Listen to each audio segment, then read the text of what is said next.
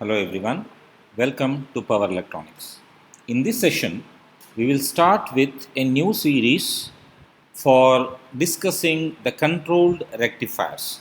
Particularly in this session, I am going to discuss the principle of phase controlled converter operation with a simple half wave controlled rectifier as an example.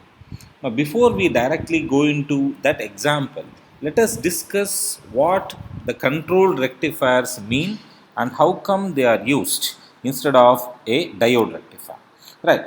Talking about the diode rectifier, we see that diode rectifiers provide a fixed output voltage only, and hence no control can be achieved on the output voltage, which obviously is the disadvantage of the diode rectifiers.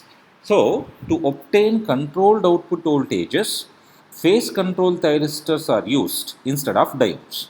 The output voltage of thyristor rectifiers is varied by controlling the delay or the firing angle of the thyristors. A phase control thyristor is turned on by applying a short pulse to its gate and turned off due to natural or line commutation, and in case of highly inductive load it is turned off by firing another thyristor of the rectifier during the negative half cycle of the input cycle. Right.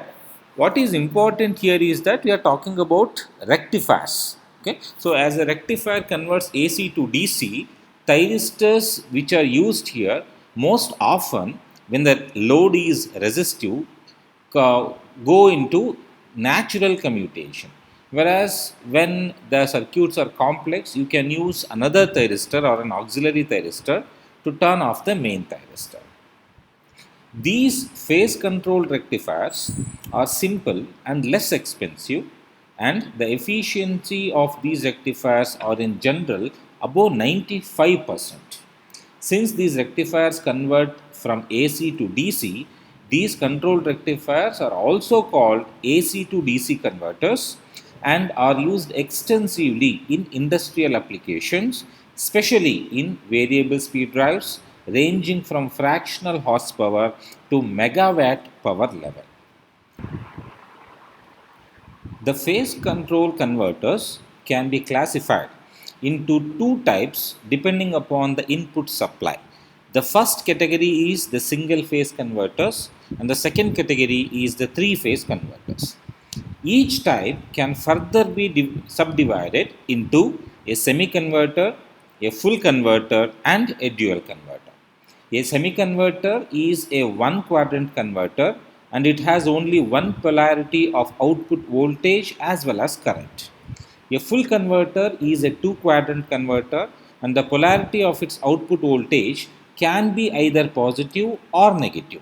However, the output current of full converter has only one polarity. Lastly, the dual converter can operate in four quadrants, and both the current as well as the voltage across the output can be either positive or negative.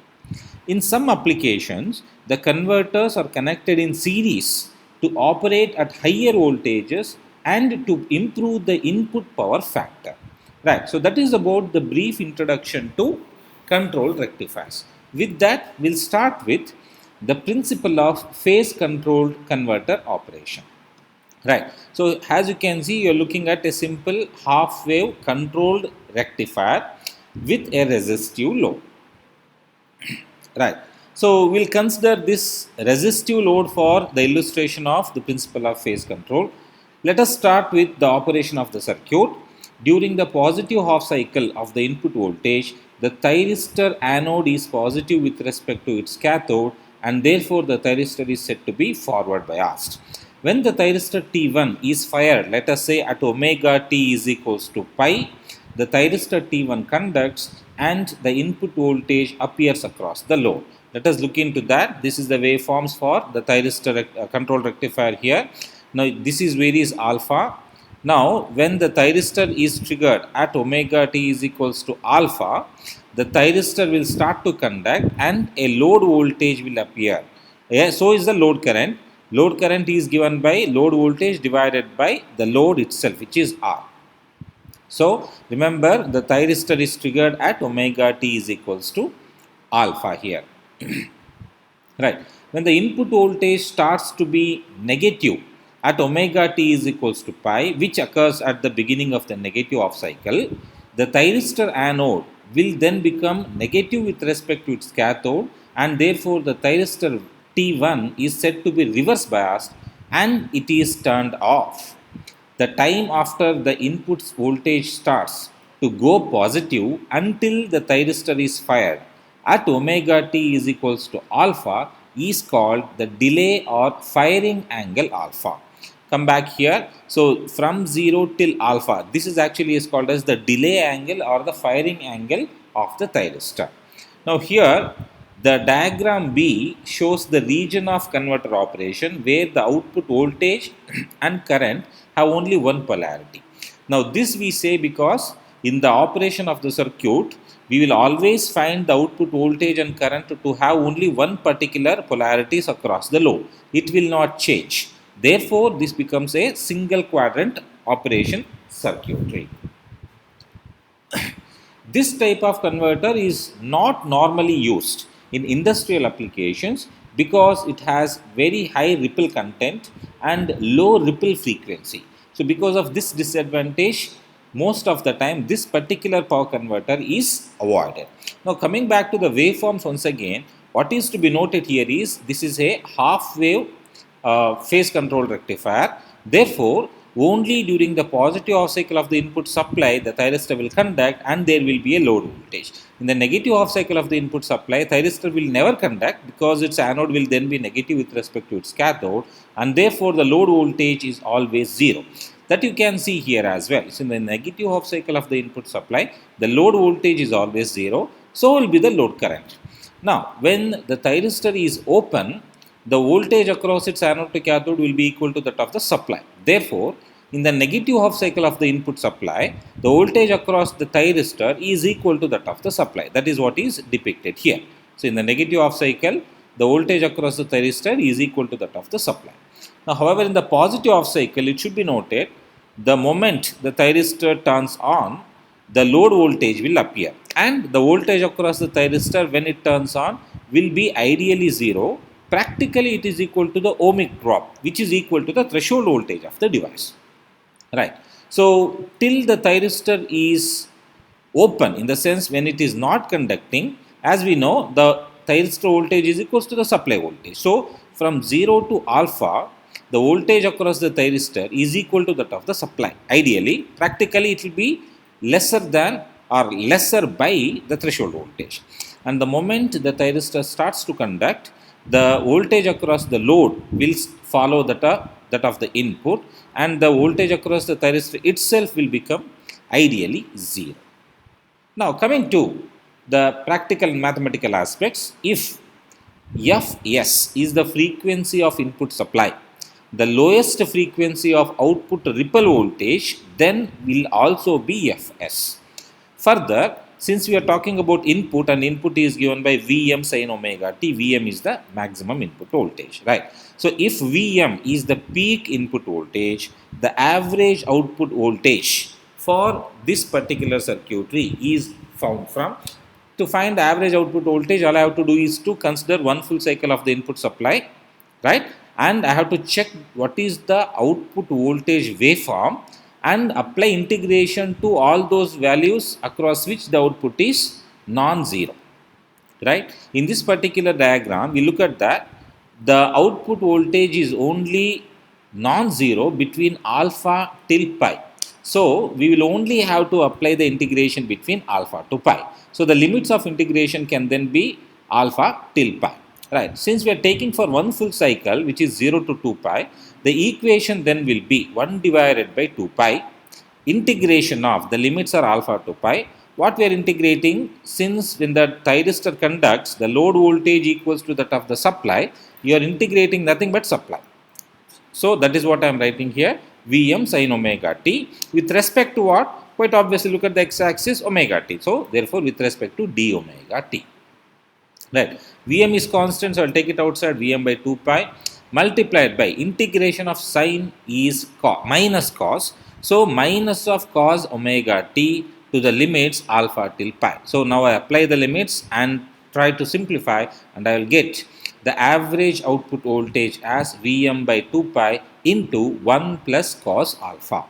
Now, since alpha is the delay angle or the triggering angle, and as we already have discussed in some of our previous sessions that triggering circuits, the minimum value of alpha can be 0 and the maximum value of alpha can be 180 degree, which is pi. So, by substituting the values of alpha as 0 and pi, we will be able to find out what is the minimum and maximum average output voltage that can be attained across this output load.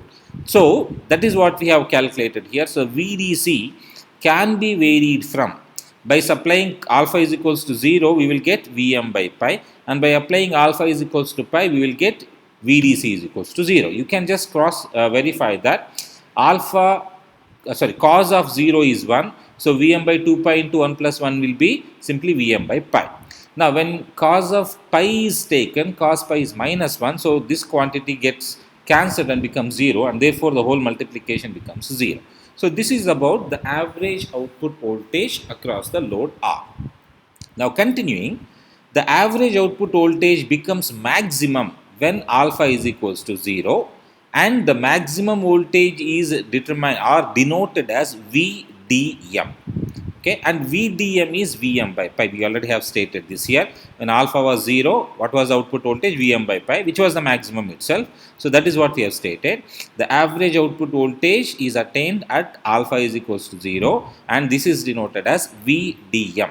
Okay, so maximum. So normalizing the output voltage with respect to VDM, the normalized output voltage is given by, and it is represented as Vn equals to DC divided by the maximum voltage, which is VDM. So, by simple ratioing, it is Vm by 2 pi into 1 plus cos alpha. This is simply Vm by pi. So, what we get is 0.5 into 1 plus cos alpha. So, this is the normalized output voltage of the half wave controlled rectifier. Lastly, we go and find the RMS output voltage across the load. So, RMS is nothing but root mean square. So, DC is nothing but mean value. So, for this, if I apply the root and then square that, it will become root mean square. That is what exactly we are going to do. So, you take the mean equation first, you write the mean equation, then square it. What you are supposed to square? The quantity what you are going to integrate has to be square. So, the quantity is obviously the input voltage. So, Vm square sin square omega t. So, Vm square sin square omega t. Then put a square root to the whole value. So, therefore, it will become root, mean and square. Right. While integrating, we find that since we have sin square of omega t and you cannot integrate squared value for trigonometric functions, we simplify that by writing sin square of theta is equals to 1 minus cos 2 theta divided by 2. And that is what we have done here. After that, this is 1 by 2. I will take the 2 to the outside. So, here, so it will become Vm square divided by 4 pi. So, 1 is integrated as omega t minus of cos 2 omega t is integrated as sin 2 omega t divided by 2. Right. So, the limits of integration are still alpha and pi, and I apply those limits here to find Vm square by 4 pi. I will take Vm and 4 outside, it will become Vm by 2. 1 by pi will remain as it is. Omega t limits pi minus alpha, so it will become pi minus alpha minus of sin of, first the upper limit pi, which is 0, minus of minus will become plus, so sin of 2 alpha divided by 2, and this will be the final expression for the RMS output voltage of a controlled half wave rectifier circuit. Right. So, that is about the principle of phase controlled converter operation by using a simple half wave controlled rectifier circuit. Thank you.